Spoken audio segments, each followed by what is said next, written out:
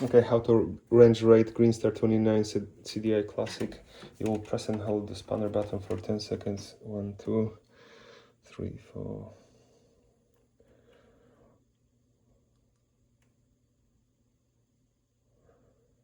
Okay, now we are position 1A in the menu. Eco and the suitcase buttons are plus and minus. So we'll just go to 1A, press the chimney, sweep. This is 100% power, and we're gonna reduce that to, in this case, 30% of the power. So that's gonna make the boiler going from about 30 kilowatts to 10 kilowatts, which is appropriate heat output for this property. Now this property is having problem with the clicking radiators.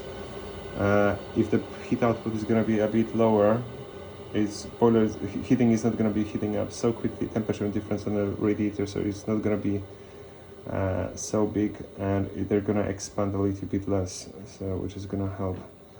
Okay, 30%. Oh yeah, okay, everything from the beginning.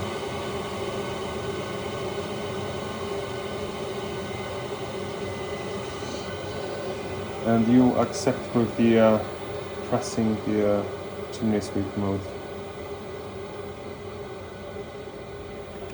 This too slow. 90%.